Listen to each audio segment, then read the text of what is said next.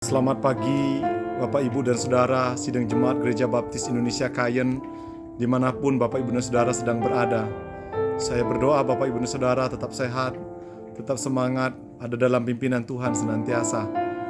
Dan percayalah Tuhan tidak pernah tinggal diam terhadap Bapak Ibu dan Saudara, terhadap kita semua. Dia ada karena Dia jauh lebih tahu diri kita daripada kita sendiri. Pada kesempatan pagi hari ini kita masih akan merenungkan kebenaran firman Allah. Kita akan belajar isi hati Tuhan dan kita ingin seturut dengan kehendak Tuhan dalam setiap kehidupan ini. Sebelum itu mari kita berdoa bersama-sama sebelum kita merenungkan kebenaran firman Tuhan.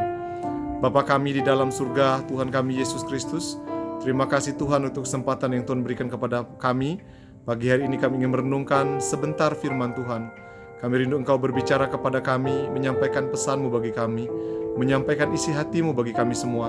Perbaruilah hati kami seturut dengan kehendak dan rencana-Mu ya Bapa.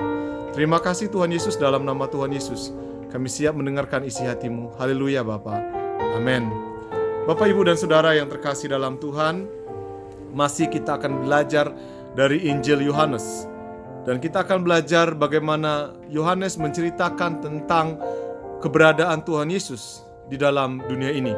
Dan apa saja yang dilakukannya dan apa saja yang diperbuatnya. Kita akan belajar dari Injil Yohanes pasal yang kedua ayat 12.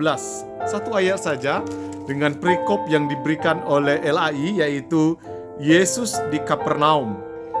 Sesudah itu Yesus pergi ke Kapernaum bersama-sama dengan ibunya dan saudara-saudaranya dan murid-muridnya, dan mereka tinggal di situ hanya beberapa hari saja. Bapak, Ibu dan Saudara, kota Kapernaum yang bahasa aslinya Kaper dan Naum, artinya kampungnya Nahum. Itu arti yang sebenarnya. Kota yang penting bagi Tuhan Yesus, karena di kota itu Tuhan Yesus membuat banyak sekali mujizat. Karena di kota itu Tuhan Yesus banyak sekali melakukan tanda-tanda yang ajaib. Luar biasa kota itu. Dan menurut banyak ahli, kemungkinan besar juga Tuhan Yesus dibesarkan di kota itu. Tetapi kita belajar bersama-sama bagaimana kota itu menjadi kota yang penuh banyak mujizat, tetapi tidak memberikan sesuatu yang berkenan. Bahkan Tuhan Yesus pernah mengecam kota Kapernaum karena Dia berkata, kalau seandainya Sodom dan Gomora mendapatkan mujizat seperti kota Kapernaum, mungkin dia tidak akan menghadapi hancuran seperti yang dialaminya. Itu sebabnya kota Kapernaum sempat dikecam oleh Tuhan. Kota itu kemudian menjadi kota yang hilang. Dan oleh karena apa? Oleh karena mujizat yang mereka terima, mereka lihat, mereka perhatikan orang-orang di Kapernaum hanya sebatas untuk kepentingan mereka saja. Padahal Tuhan hadir untuk menjadi berkat dan Dia mengharapkan setiap orang dapat menjadi berkat. Apa implementasinya bagi kita? Bagaimana dengan kehidupan kita saat ini? Apakah kehidupan kita seperti kehidupan Kapernaum yang setiap saat, setiap waktu kita melihat banyak sekali mujizat? Apakah Bapak Ibu dan Saudara sadar tidak setiap hari Bapak Ibu dan Saudara menemukan banyak mujizat yang Tuhan percayakan kepada Bapak Ibu dan Saudara? Entah itu mujizat kita bisa bernafas. Itu mujizat beberapa waktu yang lalu kita mendengar oksigen itu begitu langka dan begitu mahal. Tetapi kita masih bisa bernafas. Itu semua mujizat yang Tuhan berikan. Kita mendapatkan mujizat ketika kita melihat orang-orang di sekitar kita, anak, istri, dan suami kita, pasangan hidup kita masih sehat dan bersama-sama dengan kita. Itu pun adalah mujizat. Itu sebabnya setiap hari kita dapat merasakan mujizat dalam hidup ini. Nah, ketika kita melihat mujizat, apakah kita ingin menjadi berkat bagi orang lain? Tuhan telah memberikan banyak mujizatnya kepada kita. Tuhan telah memberikan banyak sekali kuasanya bagi kita.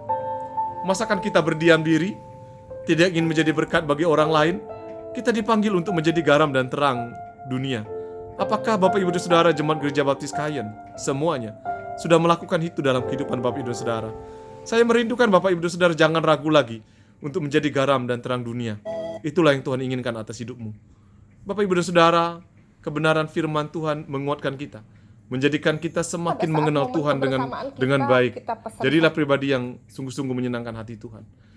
Dan saya berdoa Bapak Ibu dan Saudara, mulai saat ini Bapak Ibu Saudara menjadi pribadi yang sungguh-sungguh tidak akan direndahkan Tuhan, tetapi semakin ditinggikan oleh Tuhan. Mari kita berdoa. Terima kasih Tuhan untuk renungan singkat yang kami dengarkan pagi ini. Kiranya berkat Tuhan melimpah atas kami, Biranya berkat Tuhan turun atas kami sehingga kami menjadi pribadi yang menyenangkan hati Tuhan. Terima kasih Tuhan Yesus, kami serahkan aktivitas kami sepanjang hari ini ke dalam tangan-Mu. Tuhan Yesus memberkati. Amin.